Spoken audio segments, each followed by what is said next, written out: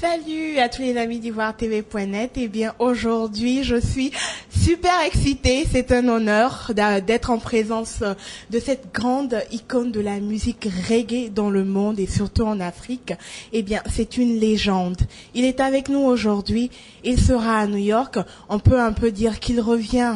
Il revient quand même aux États-Unis où il a passé un bon moment de sa vie. Nous allons échanger un peu avec lui. Eh bien, il s'agit du grand, du légendaire Alpha Blondy. Bonsoir, comment allez-vous? Eh bien, nous sommes vraiment ravis de vous avoir. À chaque fois que vous venez, eh bien, c'est un enthousiaste de tous les Africains qui sont, bien sûr, résidents aux États-Unis. Alors, dites-nous un peu, à chaque fois que vous venez aux États-Unis, comment vous vous sentez? Je me sens très bien. Je me sens, surtout à New York, je me sens un peu chez moi. Okay? Parce que la première grande ville que j'ai découverte, à part Abidjan, c'était New York. Donc, quelque part, venir à New York, c'est un peu comme être à la maison. Alors, à New York, aux États-Unis en général, il y a beaucoup de jeunes talentueux, ceux-là qui sont venus à la recherche du rêve américain. Vous savez de quoi nous parlons. Vous êtes venus aux États-Unis aussi chercher à réaliser ce rêve américain. Aujourd'hui, quel, je peux dire, conseil vous pouvez prodiguer à ces jeunes gens-là qui vous regardent et qui aspirent à un meilleur lendemain? C'est le travail. Le travail, le courage, le travail. Le travail paye toujours. Il faut qu'ils se disent qu'ils sont comme en mission aux États-Unis. Okay? New York, c'est très grand, c'est comme un grand centre commercial. On vient pour acheter et pour vendre. Donc ils sont venus pour faire ce marché. Et il ne faut pas qu'ils oublient ceux qu'ils ont laissés à la maison, au pays. Il faut qu'ils travaillent en se disant ça. Il ne faut pas qu'ils perdent de vue la raison pour laquelle ils sont là. Tu vois, l'Amérique a un côté hypnotique. On ne voit pas le temps passer. Effectivement. Le temps passe avec une vitesse incroyable. Et puis tu arrives, tu as 25 ans, tu as 30 ans, et puis un matin, tu regardes ta montre, il est 50 ans à l'écart. Et tu commences à penser déjà à la retraite. Quelle retraite? Quand on est ici, c'est pour se chercher. Maintenant que tu ne t'es pas trouvé, il n'y a pas de retraite.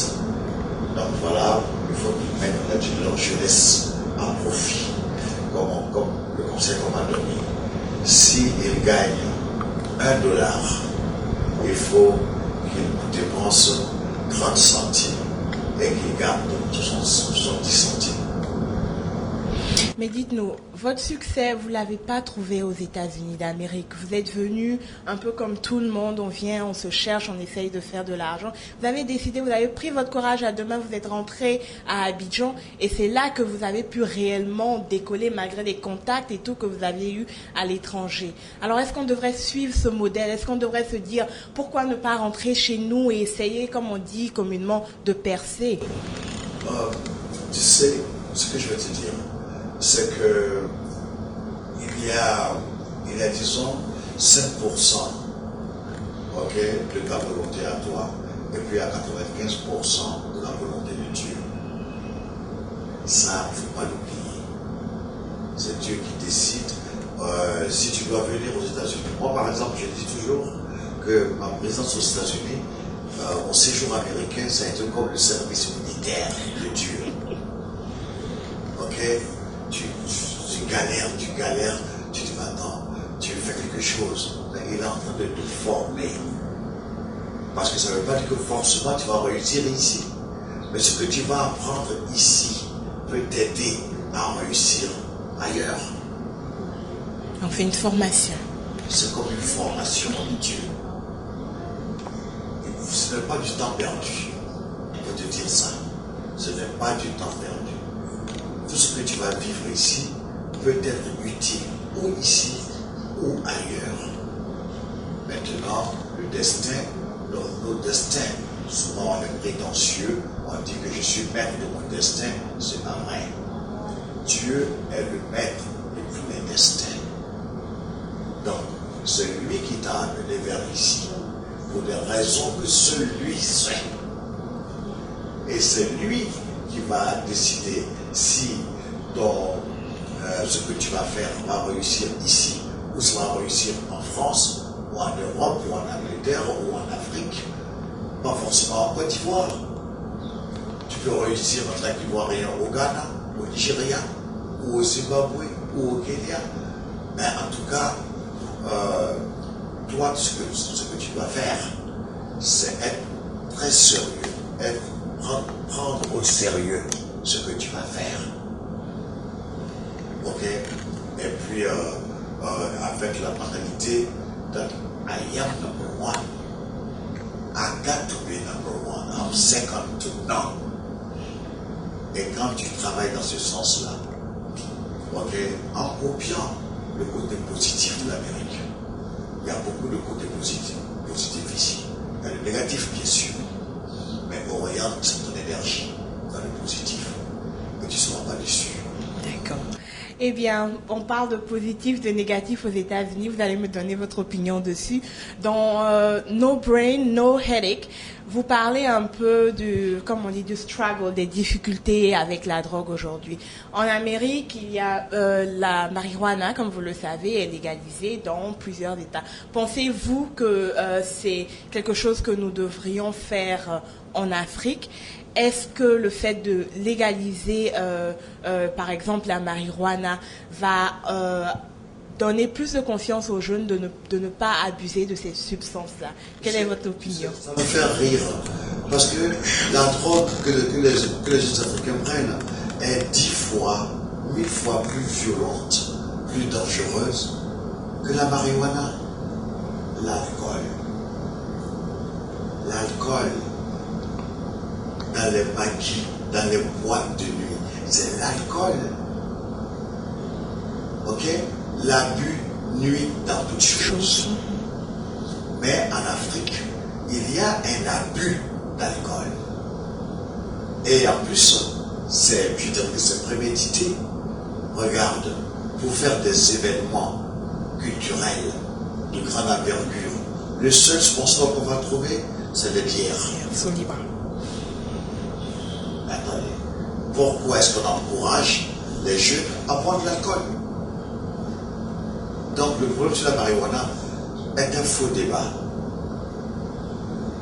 Moi j'avais ma boîte, je voyais les jeunes ils venaient, Jack Daniel, Clark Campbell, whisky, ok? Mais c'est hyper violent, ils ne connaissent même pas les composantes chimiques qui sont dedans.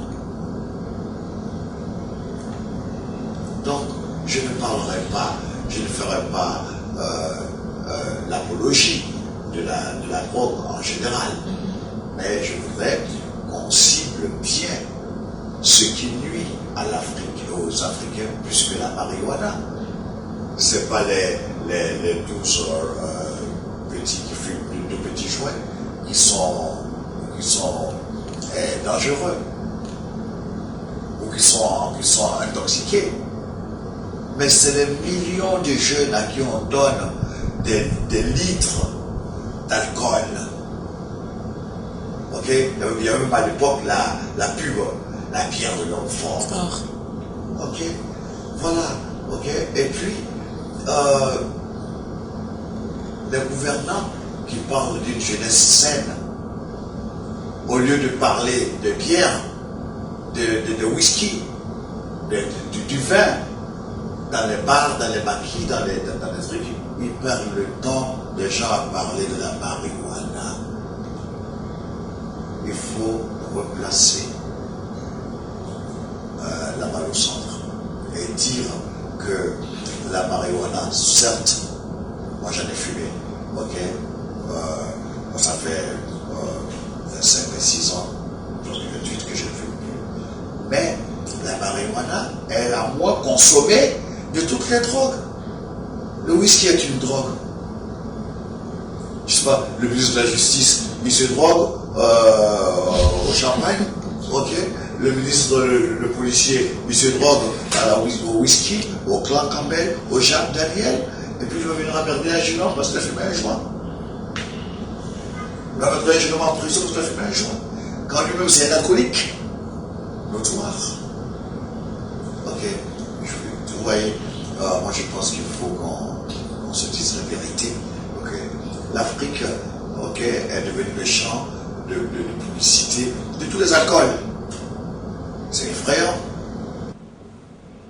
On espère que les choses vont changer. On espère qu'il y aura cette prise de conscience. Il faut que nous parlons aux jeunes. C'est vrai, protège ton cerveau. Parce que c'est avec ton cerveau que tu vas faire des études et apporter quelque chose à la communauté, à ton pays. Ça, on peut leur dire ça. On peut leur dire, écoutez, la marijuana, les gars, si tu veux en fumer, bon, t'as fumé, non, c'est bon, on peut passer à autre chose. Mais surtout l'alcool, les enfants. L'alcool tue plus que tout. Il y a combien d'accidents de voitures par des chauffeurs qui sont en état d'ébriété par rapport à la marijuana. Donc, il faut qu'on sache ce qui est important pour la population, pour nos enfants. Merci. Eh bien, récemment, malheureusement, nous avons perdu ce grand homme, j'ai nommé, bien sûr, Papa Wemba. Il y a eu beaucoup de polémiques. Des médias sociaux, des personnalités, des gens ont parlé, il y a eu beaucoup de polémiques sur sa mort, le fait qu'il soit mort sur scène, les gens ont dit beaucoup de choses. Quelle est plus ou moins votre opinion là-dessus? Parce que il a été dit qu'il a été tué en Côte d'Ivoire, que ça a été un assassinat. On a eu les résultats médicaux qui ont dit qu'il a eu un arrêt cardiaque. Mais autour de ces polémiques-là, dans le monde, je dirais plus ou moins du showbiz, quelle est plus ou moins votre opinion? Mon opinion est ça. Où est-ce qu'on met Dieu dans ça? C'est Dieu qui donne la vie. C'est Dieu qui prend la vie. Et il la donne quand il veut, à qui il veut. Et il la prend quand il veut, où il veut. Et il n'a pas à se justifier. J'ai vu sur Internet la grande polémique. Il faut dire quelque chose. Dans cette vie, il y a une seule certitude. C'est que personne ne va sentir vivant. Tous ceux qui sont là aujourd'hui, qui vont nous écouter, on va tous mourir. Et puis c'est bien. Tout ce que Dieu fait est bien. Ok? Voilà. Quand il t'a donné la vie, tu n'as rien payé. Ok? Il t'a envoyé pour venir voir le monde. Maintenant, il te dit, bon, viens me rendre compte. Tu dis pourquoi? Tu ne vas pas être grave. Tout ce que Dieu fait est bon. Moi aussi, je vais mourir. Ok? Et ce sera pour moi un honneur que Dieu me fasse mourir. C'est un honneur qu'il m'a donné la vie. Et ce sera un très grand honneur qu'il reprenne la vie qu'il m'a donnée. Donc, Papa Wemba avait une mission. Il a bien accompli sa mission. Ok, j'ai vu son émission avec Serge Fato où il disait qu'il va partir. Voilà, il a dit. Et il est parti comme ça.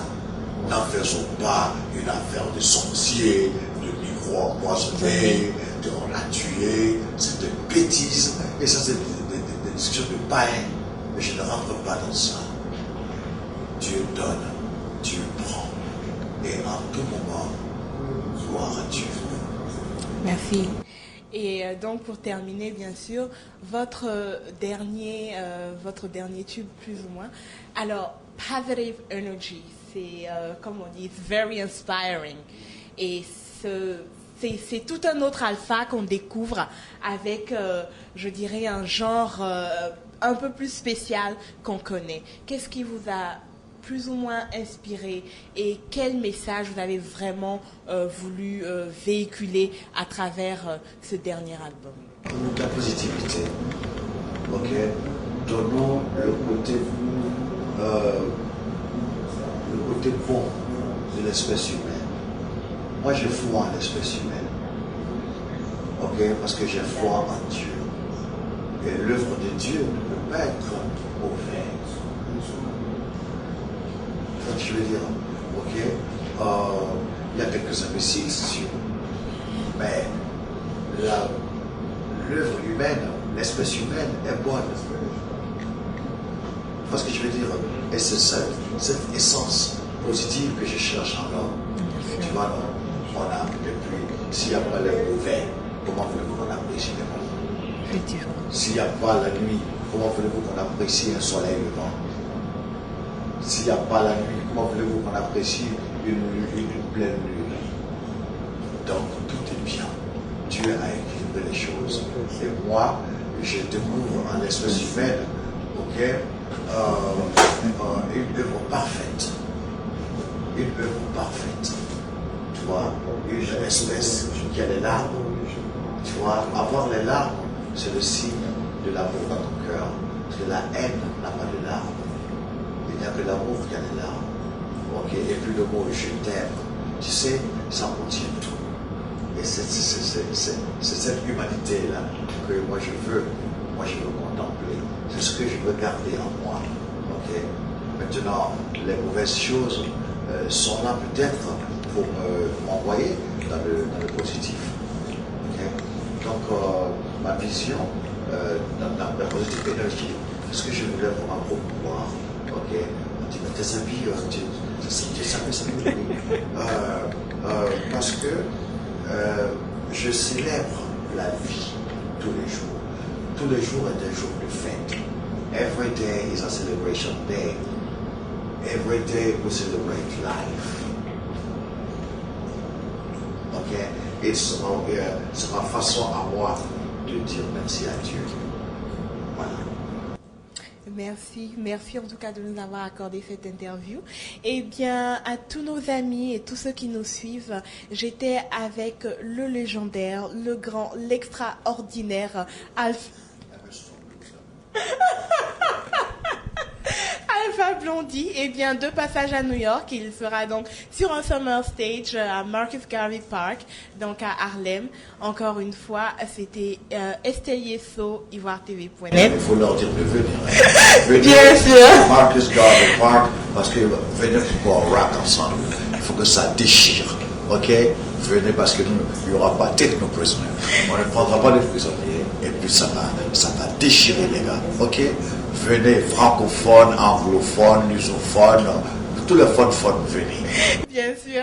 Alors c'est demain, soyez déjà au parc à partir de 16h pour être sûr d'avoir une très bonne place. Eh bien, Alpha sera là et comme toujours, il va faire honneur à ses fans. Ce ne sont pas seulement les Africains, eh bien, c'est tous ceux-là qui sont amoureux de la musique reggae, mais de la musique qui donne le message de l'amour. C'était Estelle Yesso.